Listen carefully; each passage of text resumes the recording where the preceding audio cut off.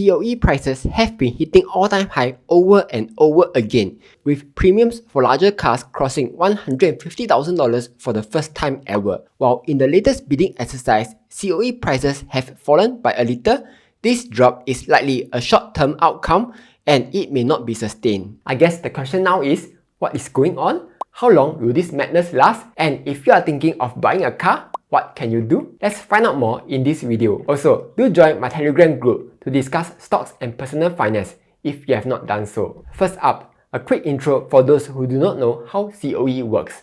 COE, or Certificates of Entitlement, is a government-issued license that gives you the right to own and use a vehicle in Singapore. This was created to keep the number of cars on the road under control, so as to reduce traffic congestion in land-scarce Singapore. You are able to bid for a COE during the open bidding exercises conducted twice a month. So how this works is that bidders will enter the maximum price that they are willing to pay, also known as the reserve price. Then at the end of the COE exercise, if you are successful, you will pay the new COE price, not your reserve price, yeah? For example, if your reserve price is 105k but the current COE price is 100k, you will pay 100k. Now, let's talk about the different COE categories. Depending on the vehicles that you want to own, you'll be bidding for different COE categories. There are 5 COE categories in total. Category A is for smaller cars with engine capacity of up to 1600cc. This category is the most common car category. For example, the popular family sedan like the Toyota Corolla Altis will fall under this category. Meanwhile, Category B is for cars with engine capacity above 1600cc. This is more for the premium car segment. For example, the BMW 420i M Sport Grand Coupe, Volkswagen ID Bus First Edition. Category C is for C-big cars like vans, lorries and buses. And Category D is for motorcycles. Then finally, Category E is an open category that includes all of the vehicles mentioned, except for motorcycles. It's typically used by businesses that need to register a vehicle that does not fit in any of the other categories. For example, a construction company using this category to register a dump truck. Check this out. Here are the results for November 2023 first open bidding exercise. As expected, Category A has the highest number of bids received, followed by Category B and Category D. But here's a question. Why are COE prices so high? While the COE prices have always been expensive all along, they have increased sharply in recent months. For example, if you follow the green line in the chart, you can see that the increase in COE over the years. There are a few possible reasons for the high COE prices. First, there's a low supply of COEs in recent years. Since 2018, the vehicle growth for cars and motorcycles has been 0%, which means that there are no new COEs being added to the market. This is expected to continue until January 2025, when the government will review the vehicle growth rates again. Besides that, the current supply of COEs is also determined by the number of car deregistrations over the last 4 quarters. So, the fewer cars deregistered, the fewer new COEs will be available for bidding. And right now, we are at the trough in the 10-year cycle of the COE supply, which in turn drives up the COE prices. To add on, there are some FOMO going on right now. For example, the EV Early Adoption Incentive, which gives a maximum rebate of up to 20k in 2023, will drop to 15k in 2024. So people are trying to buy the vehicles now to get a higher incentive. Not only that, starting 1st of January 2024, the Vehicular Emissions Scheme, or VES, will be stricter. Cars that produce more pollutants, such as gasoline and diesel vehicles, will be taxed more. So again, people will try to buy the cars now before they become even more expensive next year. Quick pause. Did you know that Webull is one of the cheapest brokers for US options? At just 55 cents per contract and no minimum, Webull actually beats many of the other brokers which charge a higher fee. With Webull's easy-to-use options platform, you will find useful option data such as the implied volatility, the Greeks, break-even price, and so on. There's also an advanced charting tool where you'll be able to add popular charting indicators such as moving averages, Bollinger Bands, RSI, which you may find helpful when analyzing price movements. Besides that, Webull also provides you with some useful features such as option statistics and probability analysis tools to help you better analyze your probability of success even before making a trade. To place an options trade, all you need to do is tap on the options that you want, set whether you want to buy or sell, set the order type,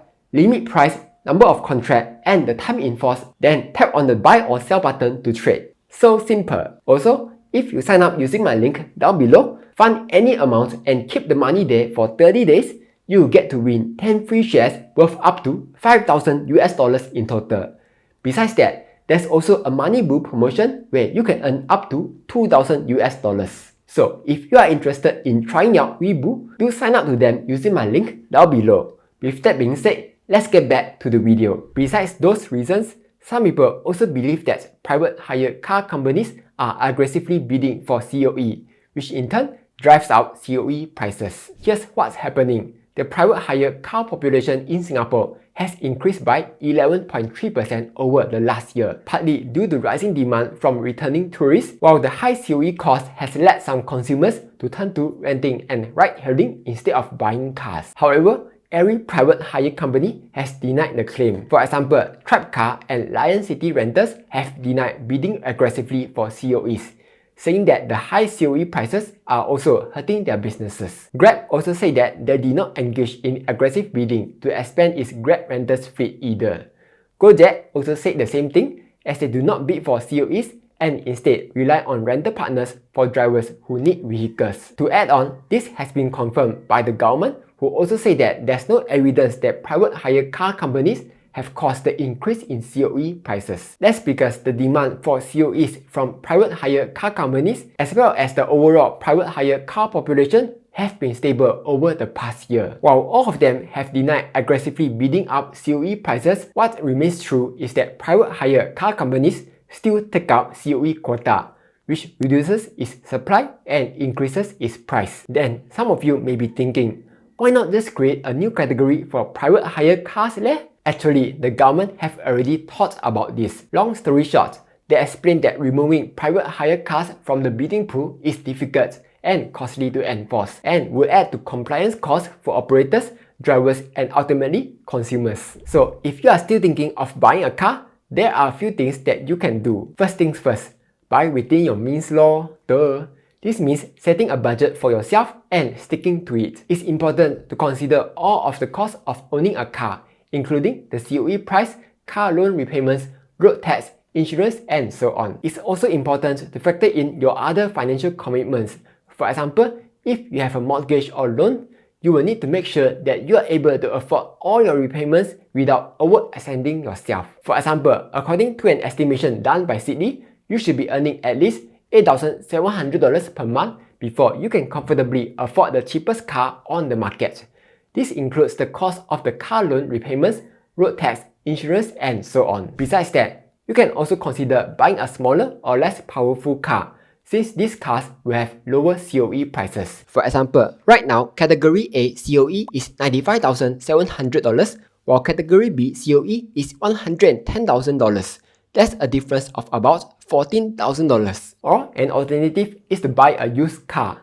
Used cars are typically much cheaper as car prices depreciate most rapidly in the first few years. For example, a brand new Hyundai Avante may set you back by around 149k. However, a second-hand one with a COE of about 6 years left may cost about 100k, which is 30% cheaper. Though, if you aren't in a hurry, you can also wait for COE prices to come down. Based on the 10-year cycle in the COE supply, the quota is only expected to rise in the mid to late 2024. However, with that being said, experts believe that COE prices are unlikely to go down too significantly in the near future.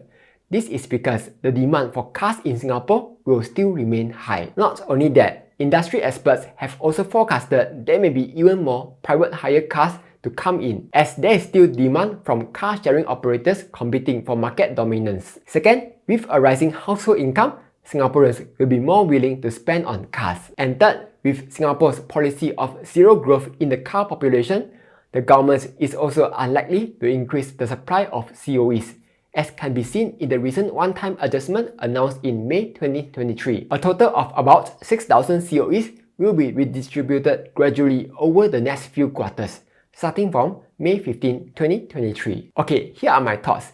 COE can be a significant expense when buying a car. That's why it's important to do your research and budget accordingly. For example, buying a car that suits your needs, comparing prices among different car dealerships, negotiating with car dealerships to get the best deal, and so on. Anyway, that's all for this video. Hopefully, you found it useful. Like, share and subscribe as I'll be posting new videos every Monday, Wednesday and Friday.